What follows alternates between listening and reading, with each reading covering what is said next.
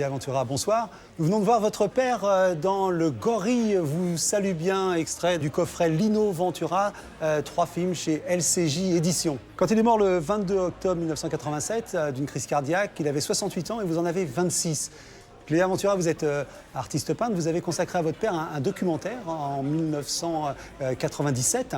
Ventura, dit Lino, et 3 ouvrages et qui sont autant de biographies autour de ses passions, les films, la cuisine, forcément, les amis, hein, dont le dernier qui est ici, qui est signé Lino Ventura chez Marque-Page. Alors, on a envie de savoir les origines de Lino. Où est-il né?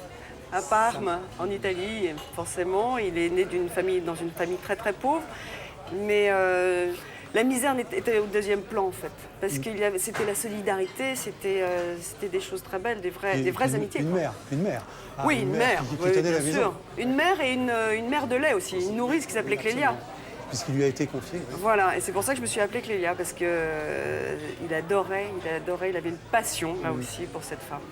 Alors, il est en Italie et il va venir en France parce que, bien sûr, à cette époque-là, des fois, les parents, le père partaient pour aller travailler, on va le rejoindre. Alors, comment ça s'est passé, cette arrivée en France et à Paris? Malheureusement, pas très bien. Ils sont arrivés, le père faisait du commerce dans le vin et ce monsieur a disparu du jour au lendemain. Ils sont arrivés avec sa maman.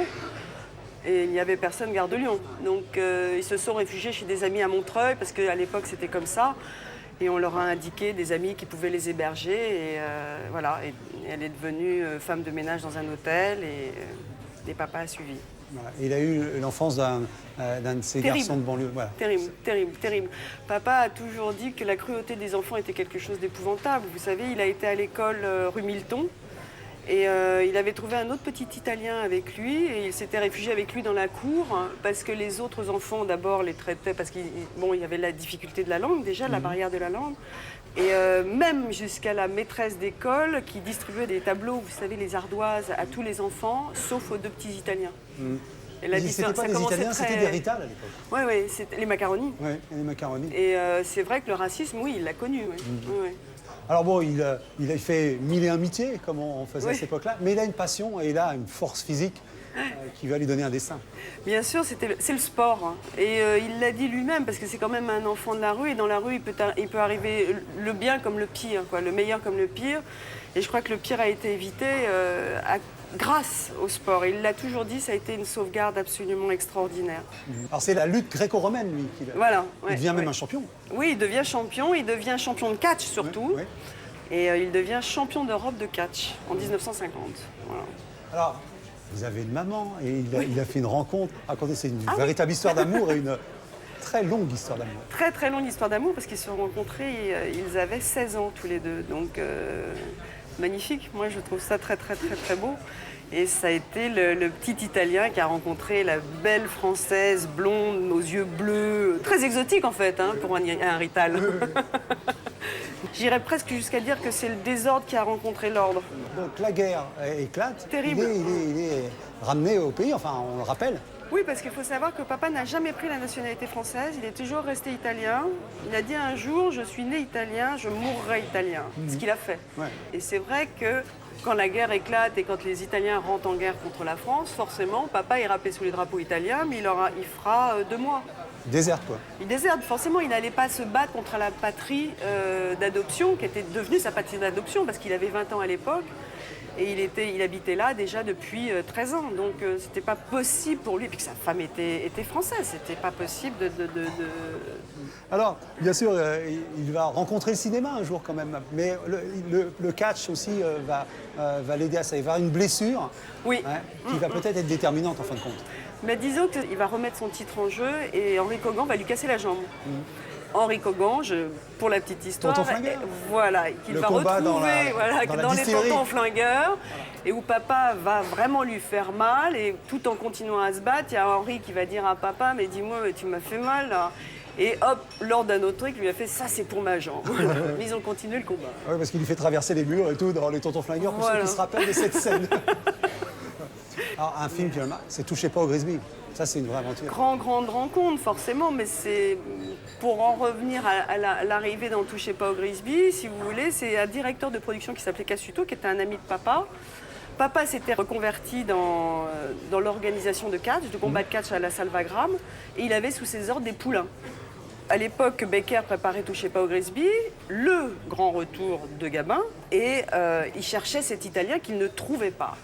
Cassuto, tout à coup, a une idée en disant « Mais moi, je me souviens d'un type qui pourrait faire l'affaire, qui s'appelle Lino Ventura, qui était lutteur à l'époque, mais je ne sais pas ce qu'il est devenu. Et de fil en aiguille, il a retrouvé papa à la Salvagram. Et Becker a vu papa arriver, il a dit « C'est lui ouais. ». Ça a été le coup de foudre cinématographique. Ça, c'est un truc qui ne s'explique pas. Hein. Ouais. Alors, comment après s'enchaîne la carrière? Parce que là, on a l'impression après que c'est parti et que ça ne s'arrête jamais et que ça ne mollit jamais. Bah, disons qu'au début, papa n'y croyait absolument pas. C'est-à-dire que, vous savez, il avait une entreprise de layettes. Il faut quand même le savoir, ce qui est formidable, quand on voit le gabarit et quand on voit la tête de mon père. Représentant, il allait... Représentant des petits burnoux, moi je trouve ça exquis, moi. Je trouve ça absolument exquis.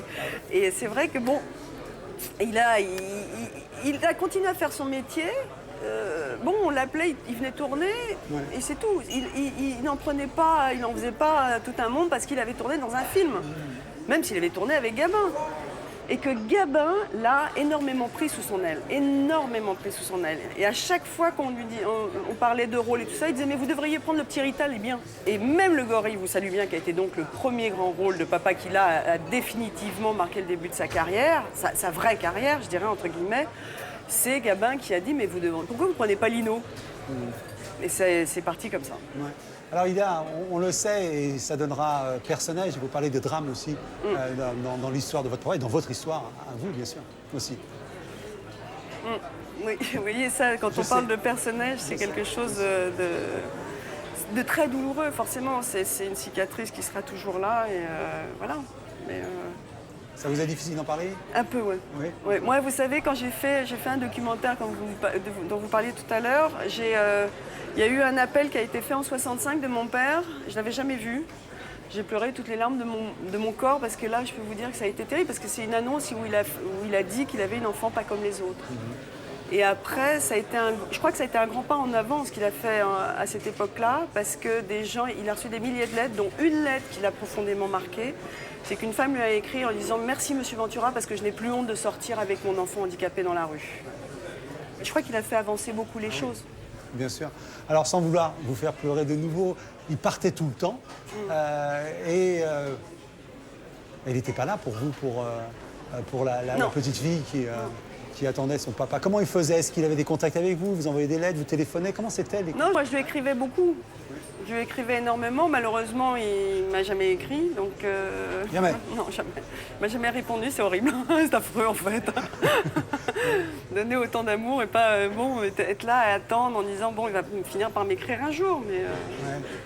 Mais je me rattrapais quand il revenait. C'est pour ça que je le suivais en cuisine, moi. Ouais. Parce que quand il revenait, il faisait la popote pour ses potes. Donc voilà. Donc c'est pour ça que je suis devenu un marmiton d'exception. Pourquoi? Forcément, je dis voilà. Alors bien sûr, bon, on ne peut pas parler de votre père sans parler de films cultes. Et aussi d'une amitié avec Jacques Brel qu'on connaît peut-être pas.